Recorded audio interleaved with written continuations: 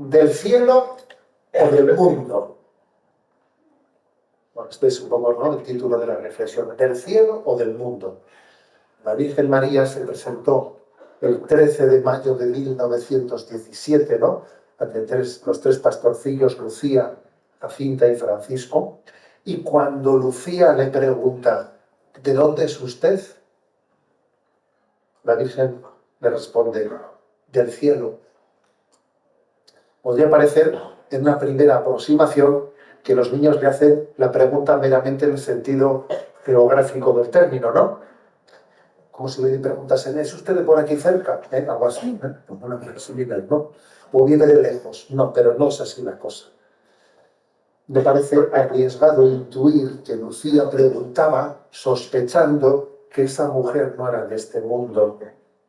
De hecho, relata de la siguiente fórmula el preámbulo de ese diálogo en la aparición, ¿no? Dice Lucía, nos paramos sorprendidos por la aparición. Estábamos tan cerca que quedamos dentro de la luz que la rodeaba o que ella irradiaba, tal vez a 1,5 metros de distancia. Claro, entonces la pregunta es, ¿de dónde es usted? Pues la pregunta va por otro lado, obviamente, porque Lucía había entendido que había una luz especial, ¿no? Es como cuando es como cuando Pilato intuye la existencia de un misterio en la persona de Jesús, ¿no? Y le pregunta, ¿de dónde eres tú? ¿Tú de dónde eres? Claro, Pilato estaba viendo que la gente condenada a muerte actuaba de una manera completamente diferente a la forma de Jesús de actuar en ese interrogatorio, ¿no? Y intuye que hay un misterio en la persona de Jesús y le pregunta, ¿de dónde eres tú? Ahora bien, nosotros no somos meros espectadores del misterio de Jesús y de María, sino que estamos llamados a participar de ese misterio. También nosotros somos del cielo. Es lo que yo quiero subrayar en esta charla. Estamos llamados a ser del cielo. ¿Tú de dónde eres? ¿De dónde eres tú? Yo, del cielo. Que será la pregunta lógica que le brota a alguien cuando ve a un cristiano. ¿Tú de dónde eres? Yo del cielo. Estamos llamados a participar de ese misterio. También nosotros estamos incluidos en ese versículo que es Juan 15, 19, en el que Jesús dice, si fuerais del mundo, el mundo os amaría como cosa suya, pero como no sois del mundo, sino que yo os he escogido sacándoos del mundo, por eso el mundo os odia. Por eso, Jesús, fijaos qué versículo del Evangelio de San Juan, es un versículo tremendo. Vosotros no sois del mundo, porque yo os he sacado del mundo. Vamos, una afirmación más contundente no se puede hacer, ¿no? Entonces, claro, si no somos del mundo, ¿de dónde somos? Pues del cielo. Somos del cielo. Estamos llamados a vivir en el mundo sin ser del mundo. Ese es el ideal evangélico. Vivir en el mundo sin ser del mundo. No pensar como el mundo, no, que nuestros criterios no sean los de este mundo, que nuestros criterios sean los de la revelación, los que Cristo nos ha revelado, porque para eso ha acontecido la revelación. Cuando Jesús le hace aquel reproche a Pedro, ¿os acordáis, no? Tú piensas como los hombres, no como Dios. A mí me había dicho, hombre Jesús, ¿qué esperabas? Es hombre, ¿no? ¿Cómo va a pensar, pues? A ver, sí, pero ¿para qué me he revelado yo? ¿Para qué Jesús ha revelado al Padre? ¿Cómo es que después de haber revelado al Padre todavía sigues pensando como piensa el mundo? Tú piensas como los hombres, no como Dios. Tú estás llamado a pensar desde la revelación de Jesucristo, que la revelación de Cristo configure tu pensar, tu sentir, la percepción de la realidad. Está hecha desde la revelación, y no desde los criterios y el pensamiento de este mundo, sino para que sea revelado Jesús. Para que yo siga siendo un mundano.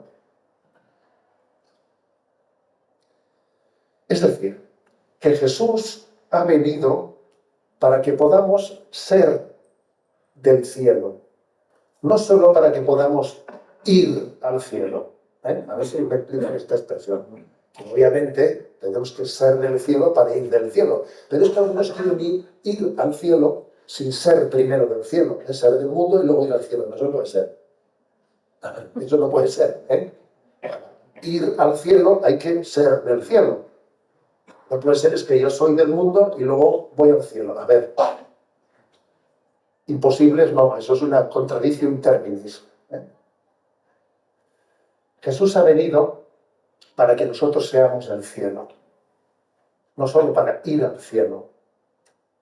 Y eso tiene que estar marcado en nuestro corazón, ¿no? Y para poder vivir esta realidad es absolutamente necesario pues que nos demos cuenta de que vivimos en continuo contraste, en un continuo contraste y no fácil, sino a veces duro, entre qué supone ser del mundo o ser del cielo.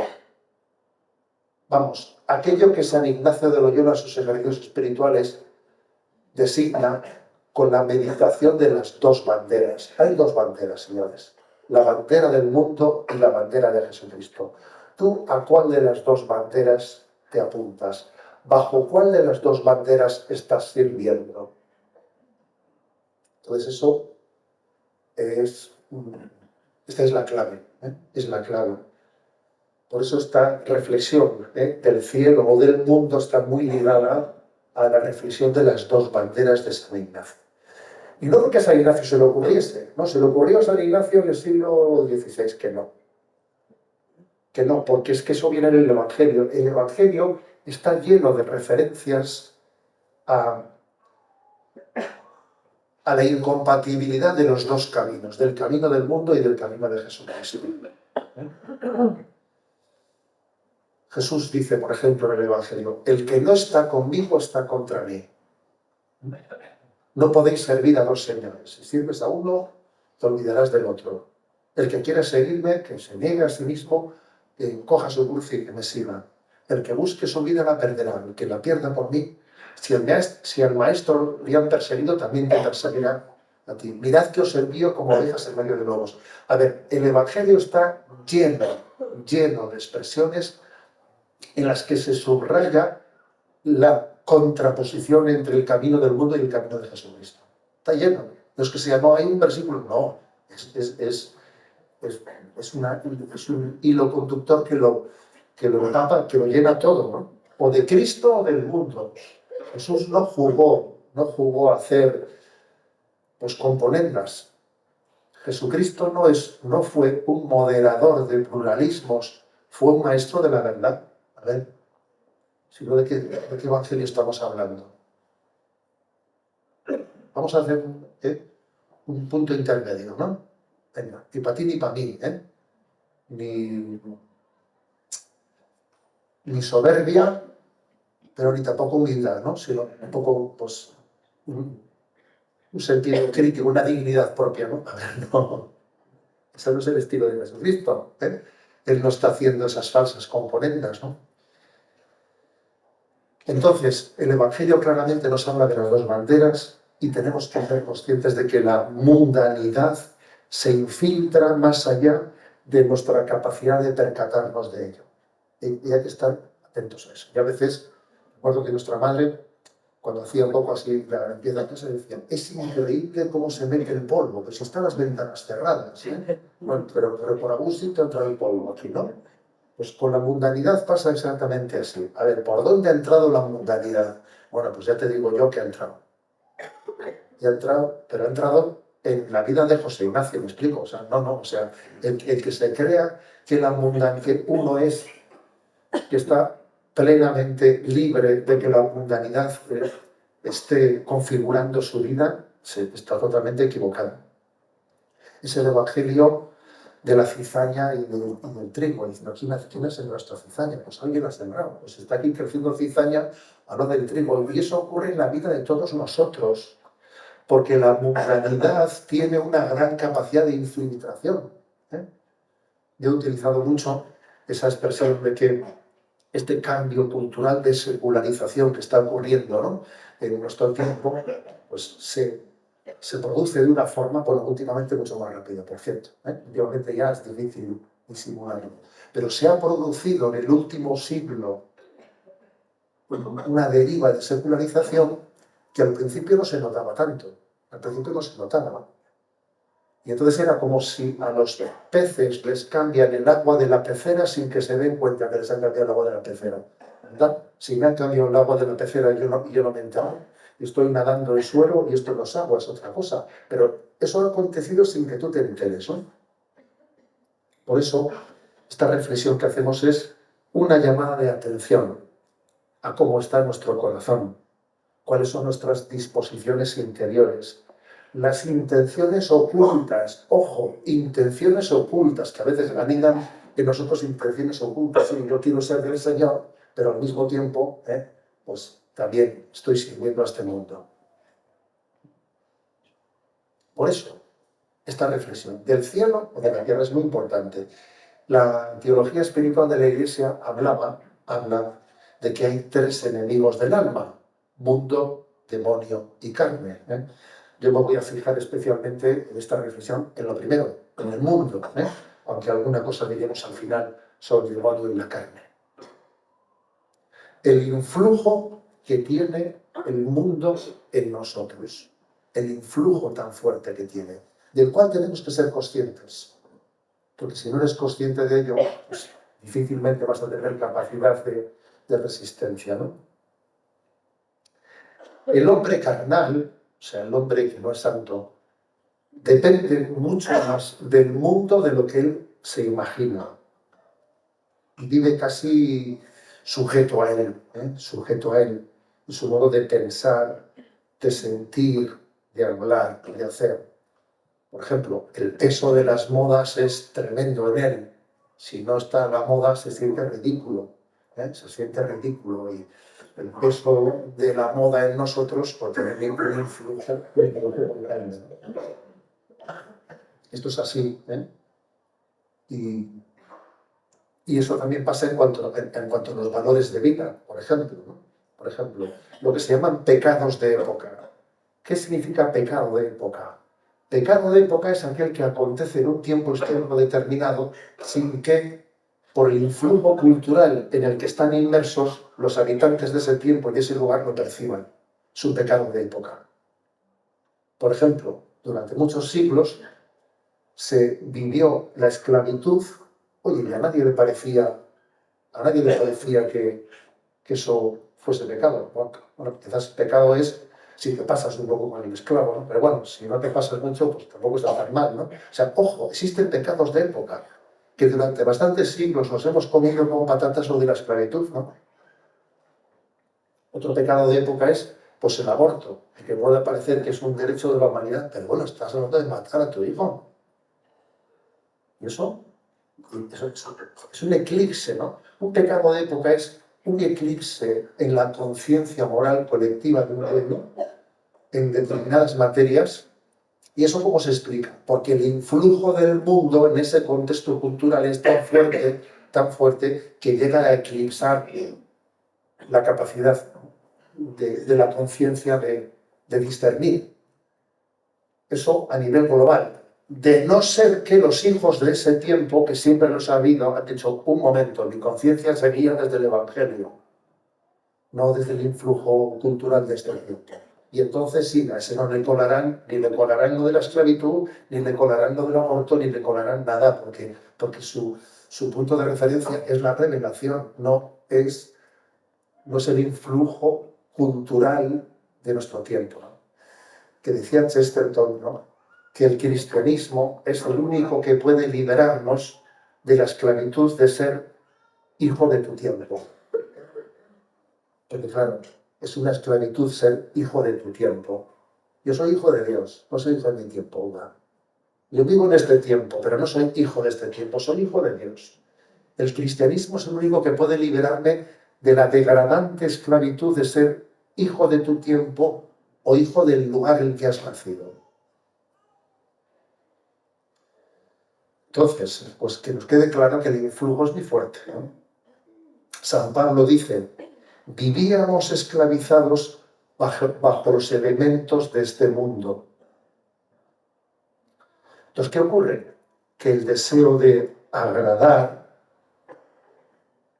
de que te acepten, de coincidir, de recibir aprobación social, el miedo a ser el bicho raro, el miedo a disentir, a enfrentarte con los demás, condiciona grandemente, ¿no?, al individuo. Todos hemos oído ese experimento que se hizo en el año 1962. Es un experimento viejísimo, del año 1962. Un grupo de voluntarios fueron requeridos para experimentar los efectos de ciertas vitaminas que permitían mejorar la vista, ¿no? Entonces se buscó voluntarios, estaba una compensación y allí que se presentaron no sé cuántos, ¿no? En realidad se les estaba inyectando una sustancia totalmente inocua, no era nada, ¿no? Cada sujeto esperaba en una sala de espera a ver qué efectos tenía. Entonces, ¿qué ocurre? Que cuando estaba el solo estaba perplejo, pues no sé si me está la vista me está mejorando o no me está mejorando. Mejor le metían uno en la sala, le metían uno, que ya estaba dentro estaba compinchado, que se supone que también le había metido el mismo que él dice, joder, pero si es que veo muchísimo mejor, si es que se me está ganando y tal, pues también yo y tal.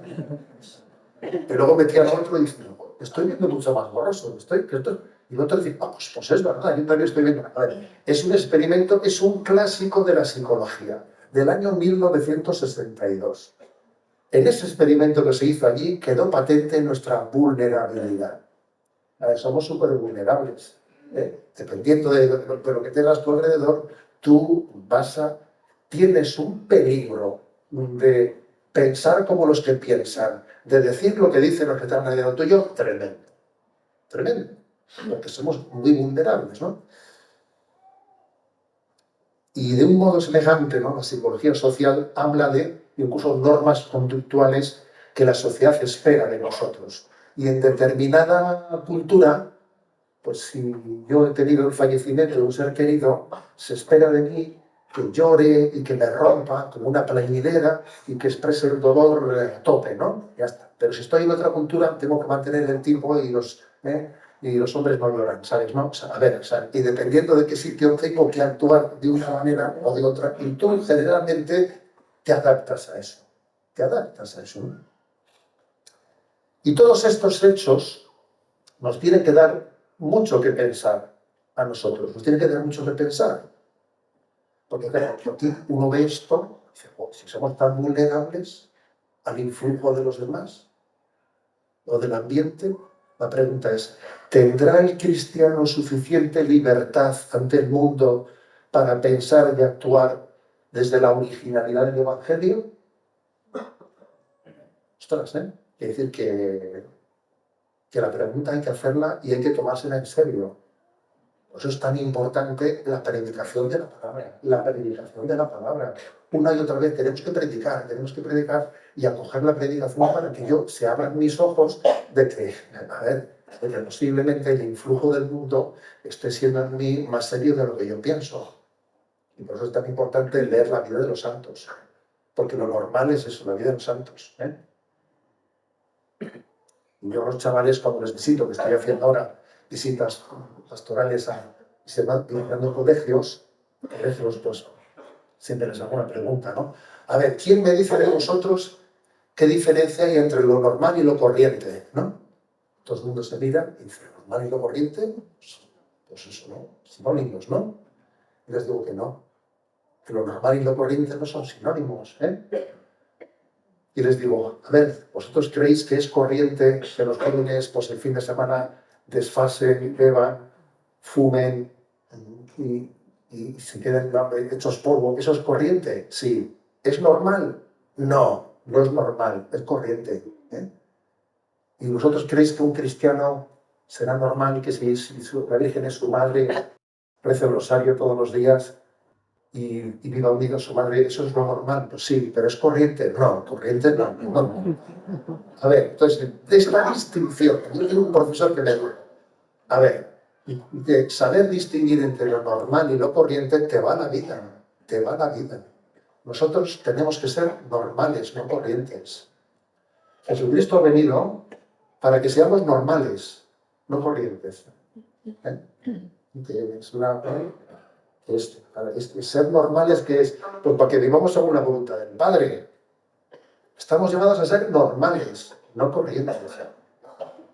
Pero es tan importante, ¿no?, que entendamos que es tan fácil engañarnos, es tan fácil engañarnos, confundir normal y corriente, es tan fácil. Entonces, ¿hasta qué punto el cristiano, ¿no?, llevado por un deseo de convivir, porque claro, tampoco tenemos que estar en la greña?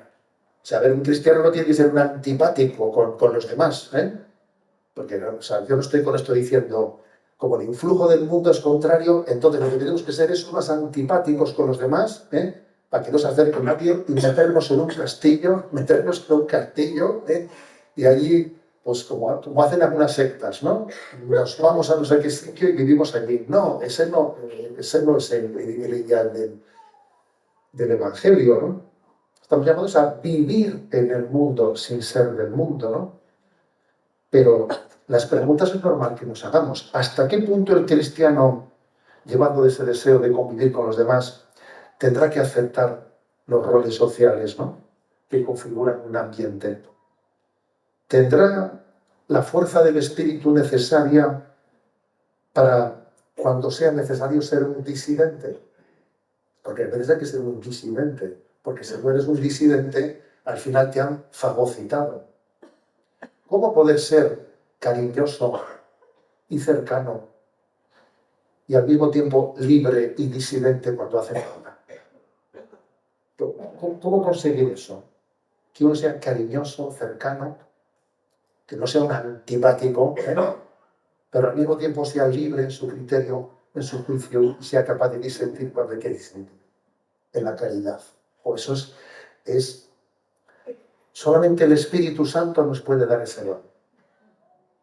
Solamente el Espíritu Santo nos puede dar ese don. Y obviamente tenemos que pedirlo y también contemplar lo realizado en muchas personas, porque se aprende mucho de los testigos de Cristo. Mira cómo lo hace. Mira qué don me ha dado Dios. Mira, es decir, se aprende mucho de los testigos de Jesucristo. Y obviamente el que a buen árbol se arrima con buena sombra de cobija. Y esto es importante, pues, beber de la tradición cristiana, fijarnos en la vida de los santos continuamente, ¿no? Porque es un reto el que tengamos la libertad para poder acoger la revelación sin que sea deformada por el influjo del mundo. Además, los influjos sociales se reciben inconscientemente. Las personas no suelen sentirse cautivas de este mundo, aunque de hecho lo estén. Normalmente creen que sus convicciones y sus conductas parten de opciones personales, conscientes y libres, pero de eso nada. El mundo, con múltiples y eficacísimos medios, moldea tus sentimientos, pensamientos, conductas, actitudes, y te hace un hijo de tu siglo, un hijo de tu tiempo, ¿no? Esos lazos invisibles, que parecen suaves, etc., es como si tú los percibes, a veces los percibes como si fuesen, en vez de te tienen esclavo, son como unas argollas. Tú tienes unas argollas que te están impidiendo ser libre. Pero el mundo hace que tú los percibas como unas pulseritas de adorno, ¿sabes? Te parece que son unas pulseras de adorno. Pulseras de adorno son unas argollas. Prueba a intentar romper tu pulserita, a ver qué pasa. Cuando intentes romper esa, te darás cuenta de que estás atrapado. Alguien dijo que la fuerza del viento solamente uno es capaz de percibirla cuando intenta caminar en contra de él. Si vas a favor de él, no te das cuenta de la fuerza que tiene el viento, ¿no?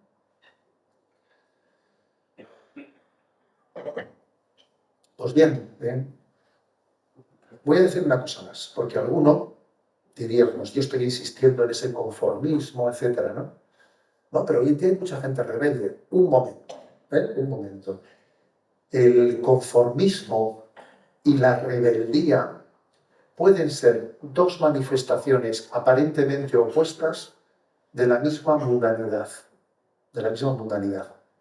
A veces por temperamento o por educación uno coge el rol de ser complaciente o ser rebelde.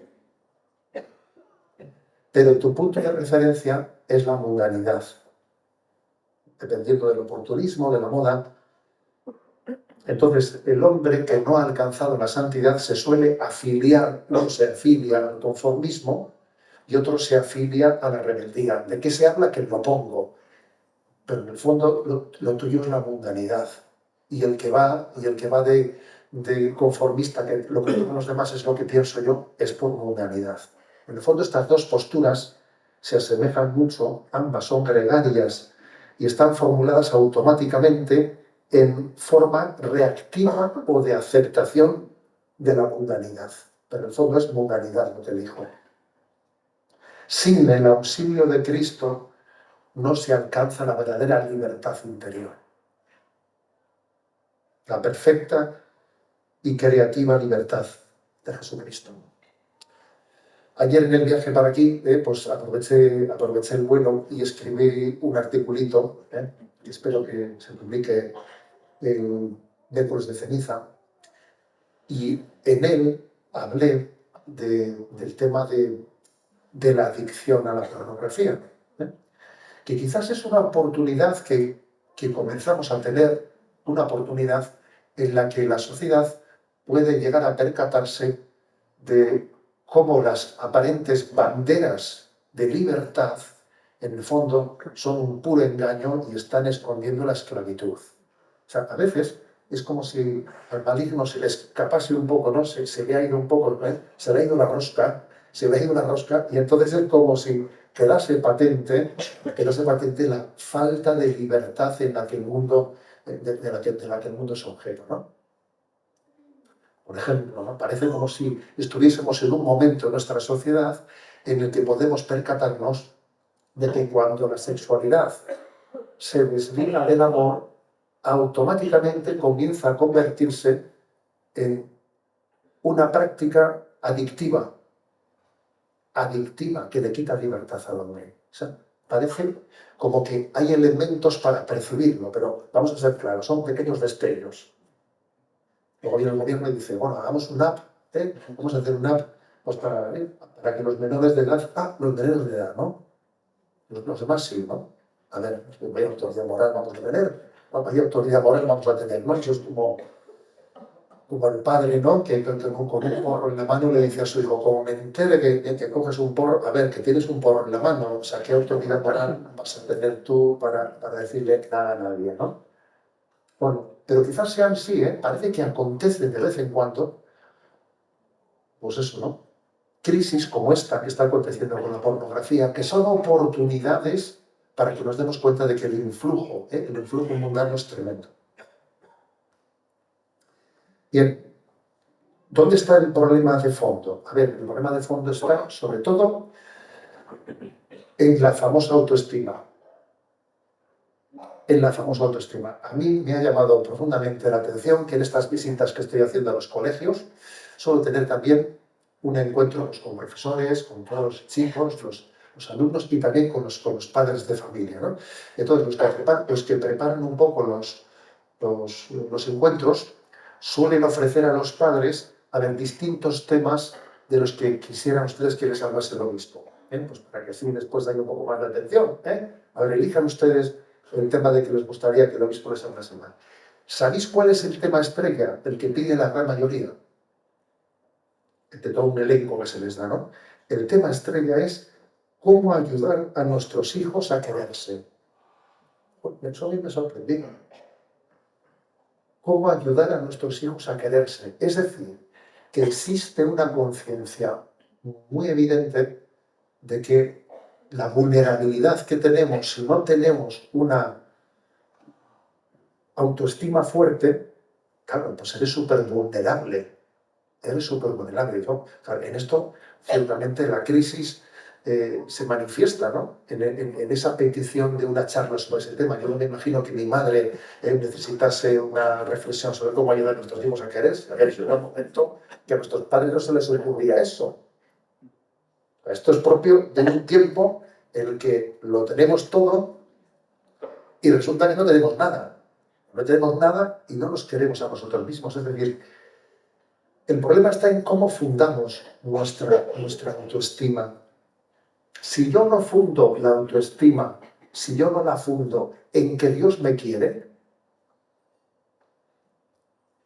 o sea, el amor de Dios funda mi autoestima. Yo existo porque Dios me ha amado. Y eso está por encima de cualquier otra consideración. ¿Cómo me percibirán los demás? ¿Qué es lo que ocurre? Lo que ocurre es que si yo no parto de eso, hoy en día, ¿cómo se funda la autoestima? A ver, necesito destacar en algo frente a los demás. Si no destaco en algo, el chaval va a tener un complejo. Porque, a ver, pues tengo que ser bueno en fútbol, por lo menos, ¿no? Si las fotos... No. Luego viene el tema de las fotos. A ver, pues hago con las fotos. A ver tal, a ver esto. Hace poco unos padres me decían que tienen una hija con anorexia, ¿no? Me decía la madre, yo estoy convencido de que este problema se estalló con la utilización del Instagram, porque me gusto, no me gusto, mira cómo he quedado, o sea, necesito que los demás me miren, necesito ser admirado por alguien, necesito ser admirado por alguien, ser reconocido por alguien. Esa es la trampa. Esa es la trampa en la que la mundanidad tiene una fuerza en nosotros descomunal. En ese momento uno tiene que buscar reconocimiento social. En ese momento el mundo tiene un poder sobre ti tremendo. Si tú para valorarte a ti mismo necesitas, ¿no?, que los demás te estén alabando, te estén considerando, estás atrapado por el mundo. Eso es como el pintor, ¿no? Como el pintor que no estima su propia obra si no vende los cuadros. Si no vendo los cuadros, pues vaya porquería de pintor soy yo. Nadie compra los cuadros. A ver, tus cuadros son tus cuadros, ¿los compra alguien o no? Eso es como el cura, como el sacerdote, que estima y valora su vocación, pues dependiendo de que los fieles se acerquen a él, le reconozcan y tal, ¿no? Me estoy acordando de un misionero, ya fallecido, el misionero, ya el obispo de San Sebastián. Y el pobre tenía, pues allí, le apareció un cáncer de piel en las misiones, y vino para tratarle, etc. Bueno, pues yo le encomendé, es que compaginaba con su tratamiento, le encomendé una pequeñita encomienda pues, en una parroquia de rectería, en una zona pues, de mucha secularización, y el hombre pasa una semana, 2 semanas, 3 semanas, y me vino y me dijo, mire, señor obispo, yo me vuelvo. Pues que no me trate el cáncer, pues que no me lo trate. Pero 2 o 3 semanas nadie ha tocado la puerta, nadie me ha tocado la puerta. Yo allí soy el padrecito, ¿sabe? Todo el mundo pues, me quiere, me alaba, me busca, y aquí ¿quién soy yo, no? Y claro, la verdad es que aquí fue una conversación inolvidable la que tuvimos, una conversación inolvidable, en la que, claro, al final uno dice, es que yo cómo valoro mi vida, o sea, yo la valoro por la respuesta que encuentro en los demás. Es que, vamos a ser claros, eso es bastante difícil que no sea así, de no ser que yo tenga un grado de presencia de Dios y un ponerme ante Dios que sea el que verdaderamente configure mi vida. Eso es fácil decirlo, pero supone un vivir en presencia de Dios con mucha intensidad. Si no, el reconocimiento de los demás va a ser el determinante en tu vida. Eso es tan fácil que ocurra, que le ocurra al pintor, que le ocurra al sacerdote, que le ocurra también al padre, porque se resulta que tiene unos hijos, un hijo que tiene una dificultad muy especial, al final se empieza a sentir fracasado y empieza a decir, pues yo no lo he hecho bien y no sé qué, y empieza, su frustración viene pues porque las cosas no han salido como él hubiese soñado que saliese, ¿no? Pero es que nuestro gran problema es en dónde fundo mi autoestima. ¿En dónde la fundo? Entonces, es una aberración que yo funde mi autoestima en la estima del mundo. Es una aberración. Aparte que nos hace absolutamente esclavos. absolutamente esclavo. Y entonces, pues es que esto no tiene más remedio que decir, con respecto a esa pregunta, ¿no? ¿Cómo hacer que nuestros hijos se quieran? Iros a las librerías de los aeropuertos. Es increíble cómo están todas llenas de libros de autoayuda, por todas las esquinas son libros de autoayuda. A ver, que no me voy a meter yo con eso, ¿sabes? Pero que es obvio que todo eso es paja y es humo si no tienes una razón objetiva para quererte a ti mismo. Y una razón objetiva es que Dios me ha creado, Dios me ha hecho. El día que mis padres engendraron un embrión, al mismo tiempo Dios creó un alma. Y en el origen de mi vida hay un acto creador de Dios. Yo soy un hijo deseado de Dios, un hijo amado. Y la famosa película de Little Boy, que es mi película favorita. Me han hecho hace poco una entrevista y me preguntan ¿cuál es su película favorita? Y dije, Little Boy de Eduardo Verástegui.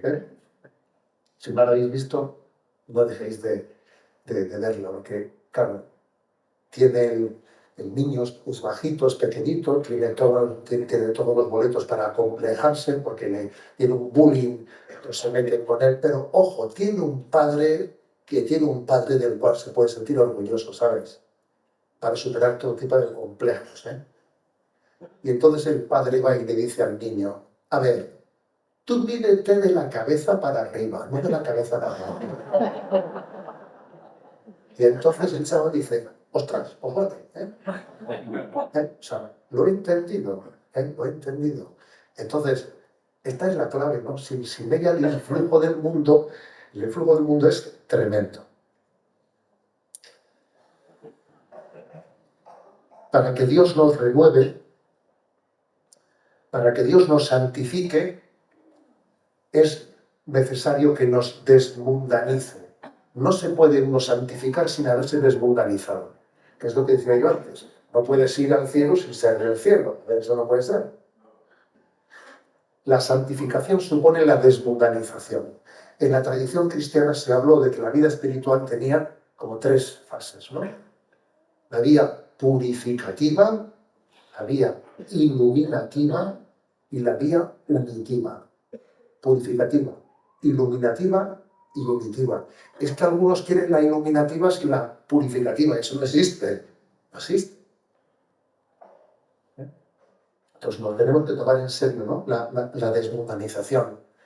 Por ejemplo, ¿no? Cuando dice Romanos 12:2, no os conforméis a este siglo, sino transformaos por la renovación de la mente. Joder, fíjate tú, no te conformes a este siglo, transfórmate por la renovación de la mente. ¿Y eso cómo se hace?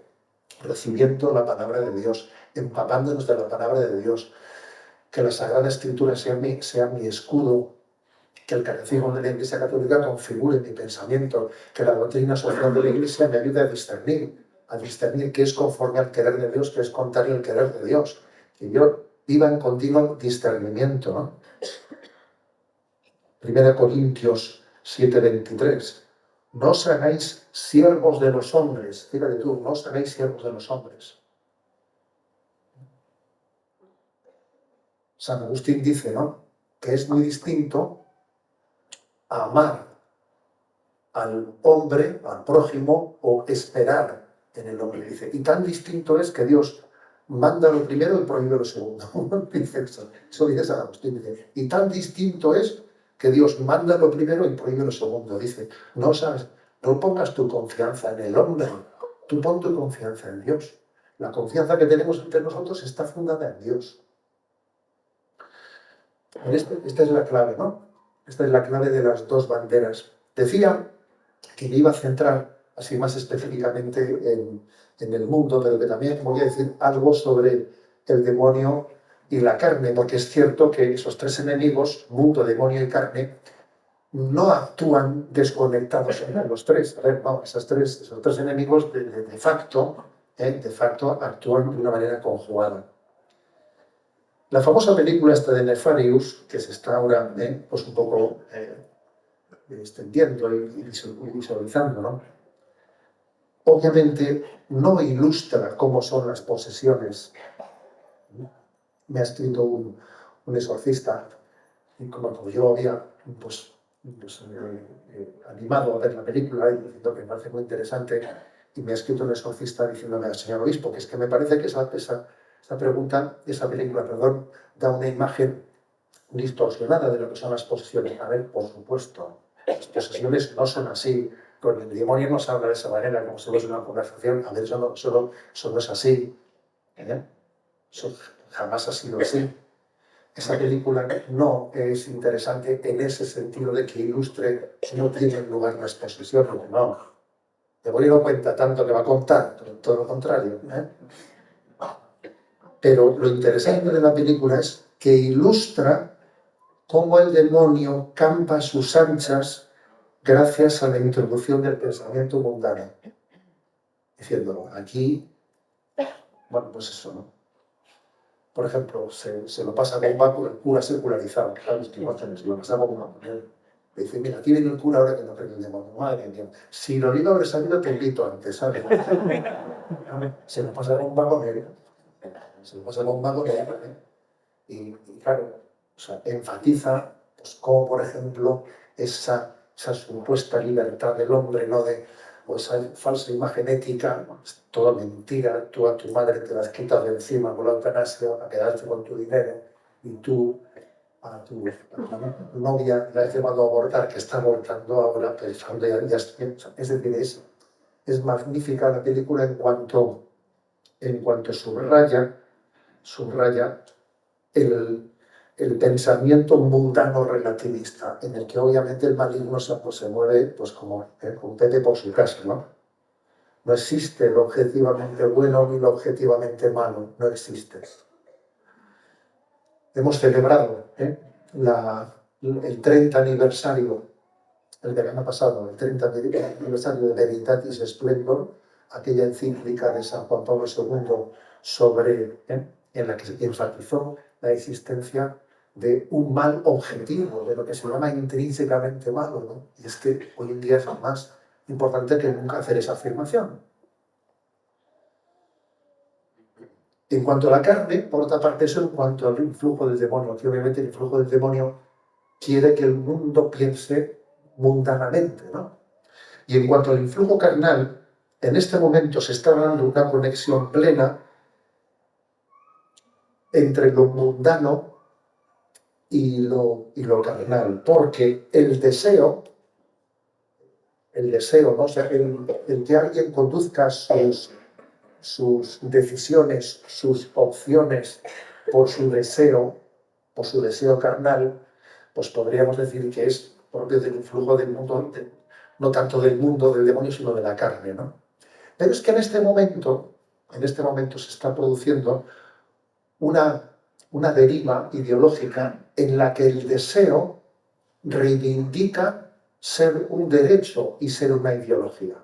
Entonces, hoy en día está aconteciendo por primera vez, en la humanidad, la reivindicación de que el deseo sea ley. Se legisla haciendo leyes de mis deseos. Mis deseos son ley. Lo que yo desee, promulgamos una ley y allá que te va, ¿no? Entonces resulta que lo que tradicionalmente fue una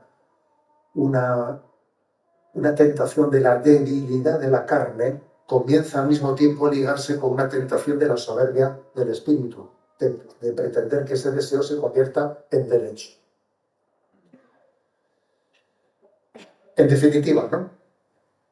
Que el demonio es un buen tenista y que juega con dos raquetas, y juega igual con la derecha y con la izquierda, ¿eh?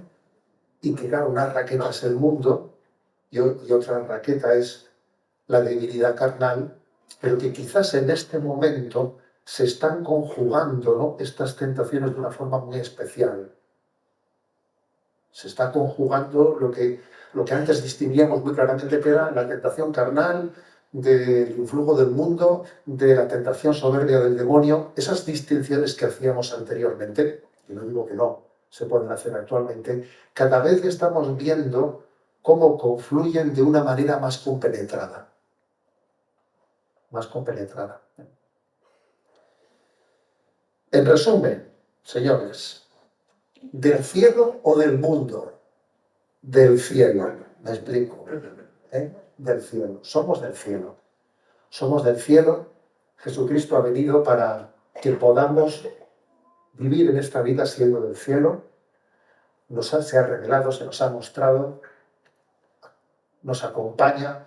El acompañamiento espiritual que la Iglesia nos quiere dar es precisamente para que vivamos un pequeño cielo, ¿no? Y tenemos muchas experiencias del cielo.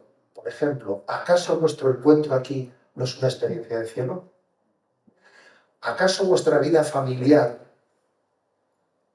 no tenéis en ella muchas experiencias del cielo? Alguien me dirá, a veces también de lo contrario. Digo porque ya estaba yo escuchando aquí. Estaba llegando. Pero sí, existen experiencias del cielo en la familia, en el seno de la iglesia. Existen experiencias del cielo. Yo qué sé, vas a un cenáculo y ves allí lo que es la vida del cenáculo, los chicos recuperándose de la droga, ¿no? Y diciendo, el cielo está aquí. El cielo está aquí. Hay muchas experiencias del cielo. Nosotros estamos llamados a que esta vida sea el cielo, a que el reino de Dios se instaure plenamente, ¿no? A que el Señor reine plenamente en nuestro corazón, en nuestra familia, en nuestra sociedad, ¿no? y en el mundo entero. Gloria al Padre, al Hijo y al Espíritu Santo. Siempre, a los siglos de los siglos. Amén.